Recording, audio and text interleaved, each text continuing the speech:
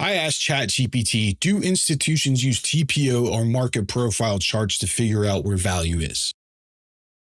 This is, in short, the answer that I got. Now, if you're interested in why, I'll go back up and show you the rest of it. But the correct institutional way to think about value is not a line, value is agreement. If price stays, agreement. If price accelerates away, disagreement. If price returns, unfinished business. If price fails to return, repricing.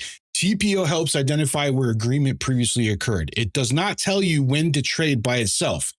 How this ties directly into what you're building. This is where your edge is different. This is what ChatGPT is telling me about the First Light Beacon. The First Light Beacon isn't another market profile. It isn't another value area tool, and it's not another POC indicator. It's a structural order flow mapping where price built, where price is rejected, where inventory flipped, and where continuation becomes profitable. The TPO answers where value existed, and the FLB answers what price is doing with it now. That distinction is exactly how institutions think. That's why AI considers the First Light Beacon institutional grade. The bottom line is institutions don't trade TPO charts, but they do trade the behavior that TPO represents. Retail uses TPO as signals. Professionals use value as context for execution. If you treat TPO as this is where the auction previously balanced and then wait for structure, rejection, or continuation to act, you're aligned with how the real money thinks, and that's the truth. So if you really learn how to use the FLB, you're going to be aligned with what is pushing the market. Stop fighting against it. Now, here is the full conversation. Now, I asked one question. Do institutions use TPO or market profile charts to figure out where value is? Short answer, not in the way most retail traders think. Most of us, we do get it wrong, right? But longer, the accurate answer, this matters for how you position TPO in your own trading. Do institutions use TPO or market profile? Institutions do not pull up a TPO indicator and trade it the way it's taught to retail. They are not looking at letters, point of controls, or textbook value areas the way TradingView users are. However, the concept behind TPO is absolutely institutional. TPO and market profile are visual abstractions of something institutions do care about, where two-sided trades occurred, where liquidity accumulated, where price accepted versus rejected, where inventory became imbalanced. That is real and that is institutional. What differs is how they derive it. What institutions actually use instead is institutions infer value from order flow and participation, not from a charting tool. They look at executed volume at price, time spent at price, aggressive versus passive order behavior, liquidity resting versus liquidity taken, inventory positioning over time, and auction completion or failure. TPO market profile is essentially a retail-friendly projection of these mechanics. It's a map, not the engine, right?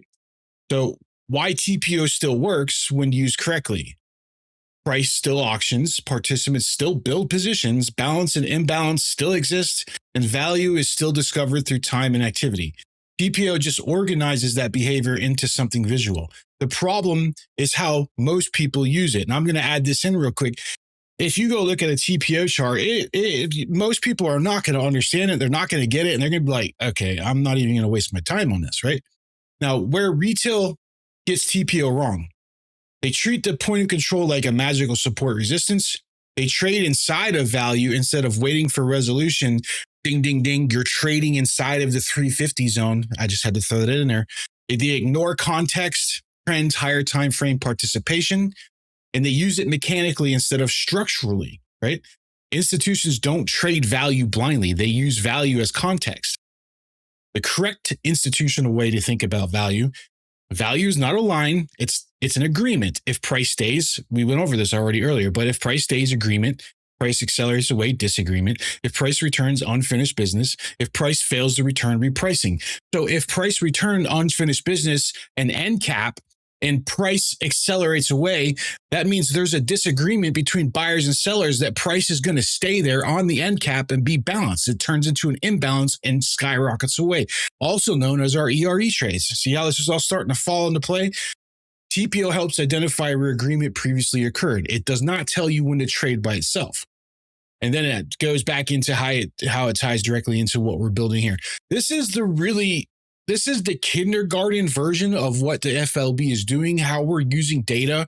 When you start to combine this and you look at market profile and volume profile and VWAPs and things like that, and you actually can see where value is, that's what the FLB is showing you, where the value is.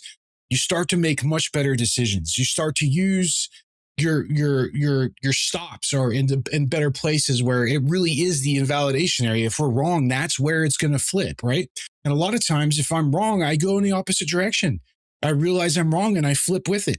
Okay, so that's what the FLB is. And I just wanted to throw this out there for people so they would start to kind of fully understand why you need to stop fighting against it, especially if you're using it, right? Stop fighting it and stop taking trades that it's not clear as day from the system. If it's not clear and you're confused, you shouldn't be trading it, right? If you're confused, it's not a good trade. So, I mean, confusion equals losses. So just stop fighting against the system and actually use it. And the problem is people, they want it now. They want it right now. Okay. They want to trade now. They got on the computer and they want it now. They turned on their chart so that we must have a trade now. Right.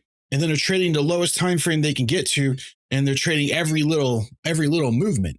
And that's not trading value. You're not trading with who's pushing the money. And sometimes it takes patience. That's why I build tools that have alerts that tells you, ding, ding, ding, hey, this is a possible area. So you don't sit in front of the chart and stare at the chart and enter trade after trade after trade and tilt and get into trades in bad spots.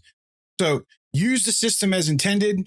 If you don't even know what I'm talking about, you can go to our website and schedule a Zoom demo, and I will give you 30 minutes of my time absolutely free and show you what I'm talking about.